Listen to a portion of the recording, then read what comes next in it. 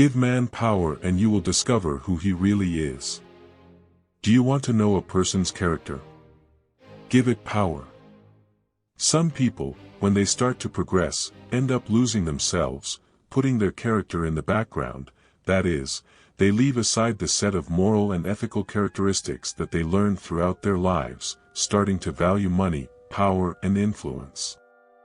Not to mention that it is not uncommon to begin to despise, humiliate and even massacre others who they consider inferior. But how did Marcus Aurelius, recognized as the most powerful man in the world in his time, not allow himself to be corrupted by ego, vanity, or power? The secret was to apply Stoicism. Marcus Aurelius was one of the most important Stoic philosophers and Roman emperor from 161 AD to 180 AD. He was recognized as the last of the 5 good emperors, and his time of rule became known as Pax Romana, meaning the Roman peace. In fact, when Marcus Aurelius died, the peace of Rome ended. But what made Marco Aurelio so good? Stoicism is a simple philosophy, but it has the power to transform the way we see life, thus expanding our perception.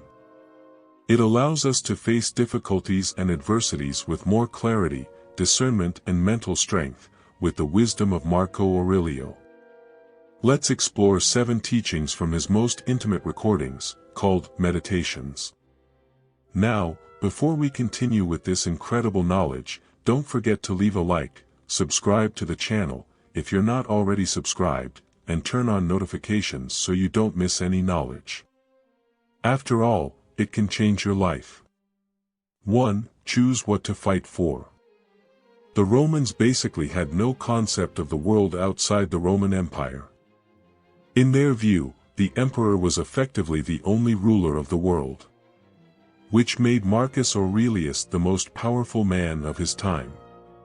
And in that position, he could have anything he wanted. The lives of emperors were basically synonymous with lust, vanity, and power. The only pursuit of wisdom was driven by vanity, such as the practice of rhetoric, where the concept was to learn persuasive argumentation in subjects to appear more intelligent and wise than one's opponents, thus gaining the admiration and idolatry of everyone. In other words, appearing intelligent was more important than acquiring knowledge and ethics. And that's what the Roman emperors did.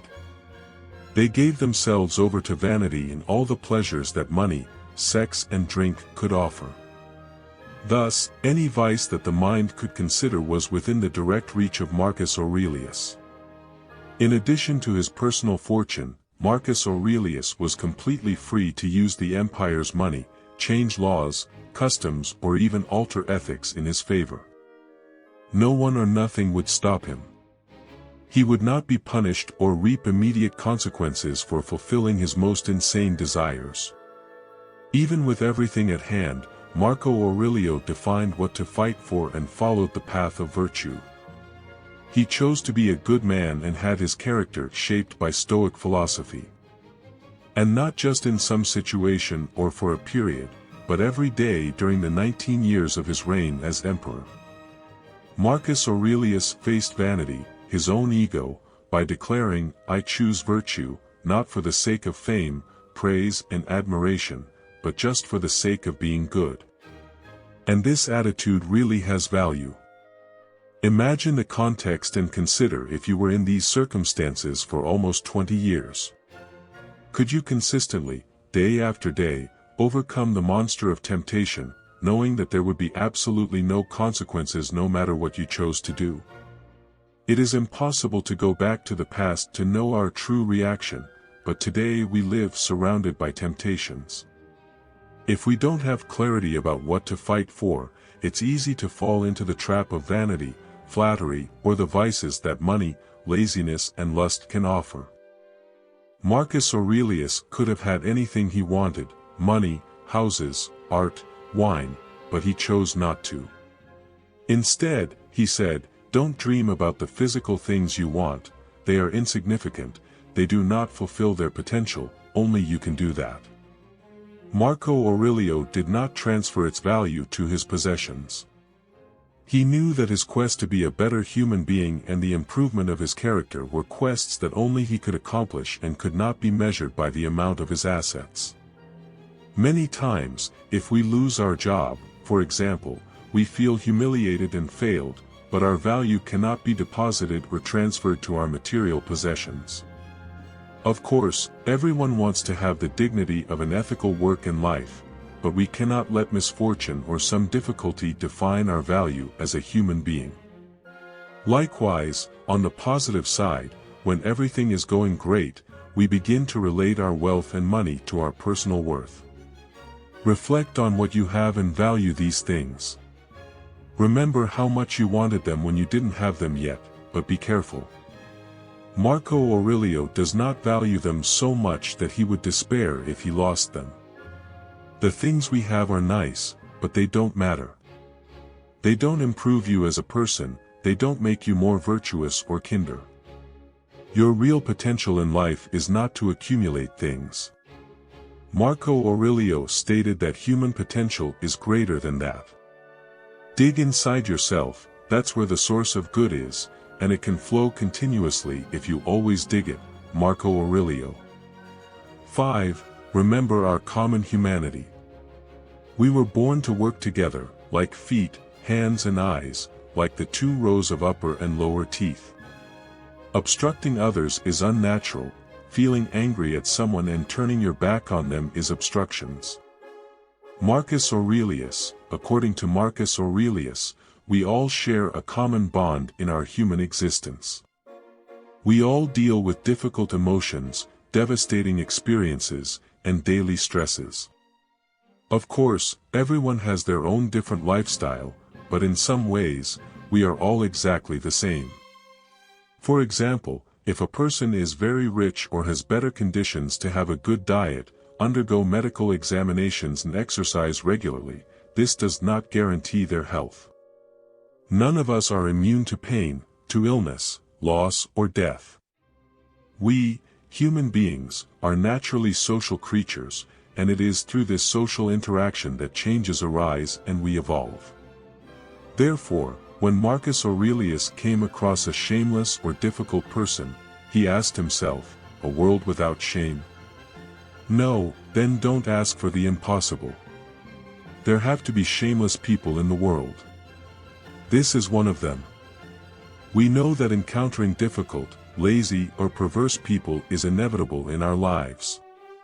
However, Marco Aurelio advises us not to accept his provocations. Instead, we should attribute their bad behavior to ignorance. They behave badly because they don't have the knowledge you have. When someone says or does something that is wrong in your eyes, your judgment of being wrong is based on the knowledge you have. If a person doesn't have the same information or wisdom as you, they are unlikely to come to the same conclusions about what is right and wrong. Maybe you want to be an example for your children, a small child in the family. Maybe your reason is to be better in your personal life, to grow your character, to have intimacy with God. Maybe it's serving your marriage, your family, excelling professionally. Keep your why in mind, and this clarity will be fundamental to recognizing the actions of vanity and lust that would make you go against your character. 2. Realize your potential. Marcus Aurelius believed in living in accordance with nature, and when speaking of nature, he did not refer to plants or animals, but rather to the natural order of the universe. Living in accordance with nature was synonymous with living wisely and virtuously. Stoicism argues that human beings are, above all, thinking creatures capable of exercising reason. Although we share many instincts with other animals, our ability to think rationally is what makes us human. Reason governs our decisions. In a sense, the Stoics call this our dominant capacity, because it allows us to evaluate our thoughts, feelings, and impulses and decide whether they are good or bad, healthy or unhealthy. Therefore, we have an innate duty to protect our ability to reason and use it appropriately. When we reason well about life and live rationally, we exhibit the virtue of wisdom. Living according to nature, in part, means fulfilling our natural potential. This is the natural order: a caterpillar becomes a butterfly, a fragile, featherless chick becomes an eagle, not because they want it, but because they were created to do so. Likewise, Marcus Aurelius believed that the duty of a human being was to realize his or her potential. Nature made him human, and with that in mind, it was his duty on this earth to be the kindest and most virtuous human being he could be. And that was his obligation as a human being. Someone's greatness lies in getting the best out of themselves. For Marcus Aurelius, this was the pinnacle of human achievement, and not fulfilling one's potential was the darkest place one could sink to. In the morning, when you rise unwillingly, let this thought be present: I am rising to the work of a human being. Marco Aurelio. 3. Adversity is the way. We all go through adversity, and Marcus Aurelius was no exception. Marcus Aurelius faced great difficulties and dealt with critical periods during his reign as emperor. The Roman Empire was involved in constant military conflicts and wars, with attempts of invasion of the northern border, especially by Germanic tribes. He faced a pandemic called the Antonine Plague that decimated a large part of the Roman population. In addition to all the challenges and stress, he also had to deal with the loss of his children and his wife. But Marco Aurelio realized that encountering adversity is simply a part of the human condition. It is not possible for us to live without any kind of problems or difficulties. Regardless of your age or financial condition, we all face some type of difficulties and conflicts in life. And there is nothing we can do to live immune to it. You do not have control over external events, but you can control how you react to each conflict situation. You can control whether you are ready to face adversity when it comes. When these events happen, don't complain, act, support. You can only endure something or you can't. So what happens when something unbearable comes your way? Don't be embarrassed. All men die, but not all men die feeling sorry for themselves. Marcus Aurelius teaches us that we have power over our minds and not over external events. And it is by becoming aware of this that we find the strength to feel capable of facing any conflict. Instead of complaining or questioning, feel empowered that you have the tools and the spirit to endure and get through it. Endure these events like a brave man, go through adversity with bravery and come out the other side. When you do, realize that this supposed bad thing wasn't so bad after all. It was an opportunity to persevere, to overcome oneself, to continue moving forward. Marco Aurelio. 4. Money is indifferent. Marcus Aurelius was a man of enormous wealth. His mother owned some factories on the outskirts of Rome, but he did not believe this was inherently a problem. Marcus Aurelius does not disdain material possession, as some other philosophers have done throughout history. But instead, he was cautious about his relationship with the things he owned.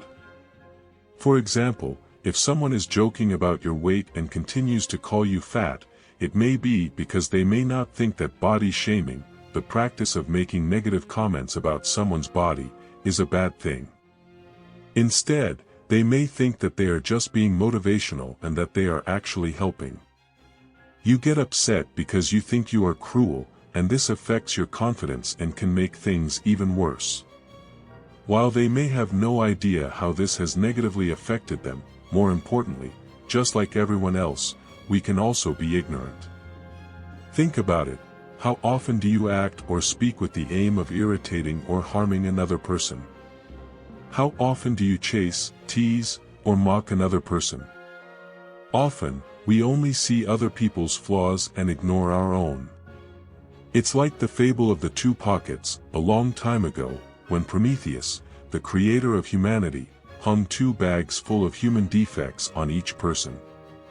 On the front, in front of the chest, he hung a bag with other people's defects, and on the back, he hung a second bag with the person's own defects. Since then, it has happened that humans only see the defects of others and do not notice their own imperfections. Marco Aurelio believed that we were born for each other. He reminded himself repeatedly that this was the natural order. Just as a tree grows fruit so that animals can eat, and animals die so that worms have something to eat, in the natural world, we are made to help each other. This is our duty. The real failure in life would be to abdicate this responsibility. 6. Life is limited. Marco Aurelio spent a lot of time thinking about death, to the point that it was impossible to make this video without discussing his opinions on the subject.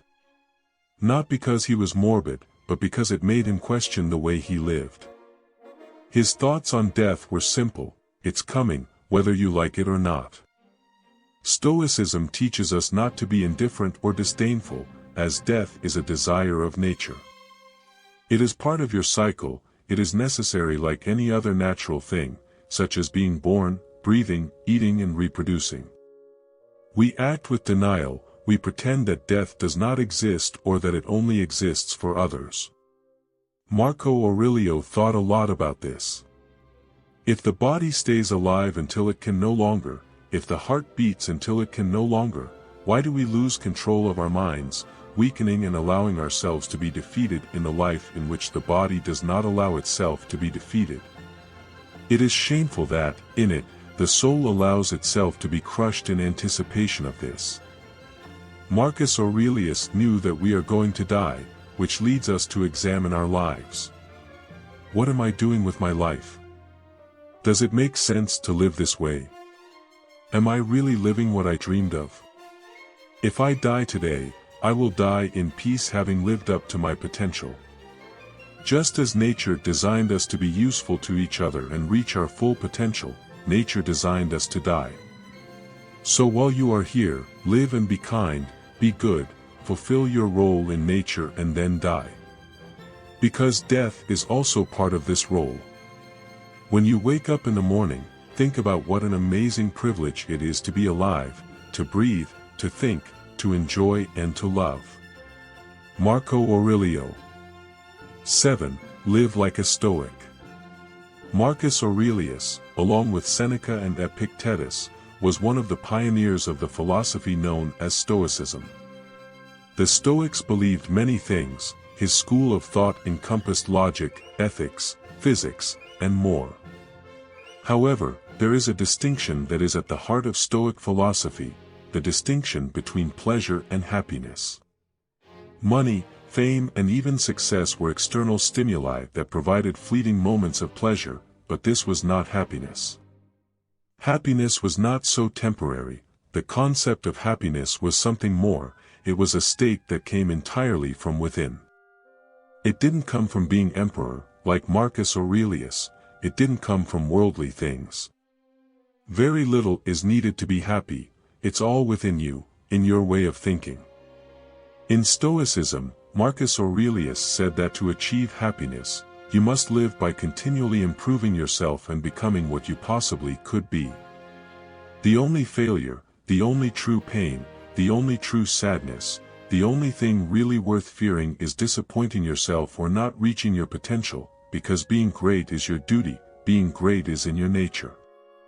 Stay simple, good, pure, serious, free from affectation, a friend of justice, God-fearing, gentle, passionate and vigorous in all your attitudes.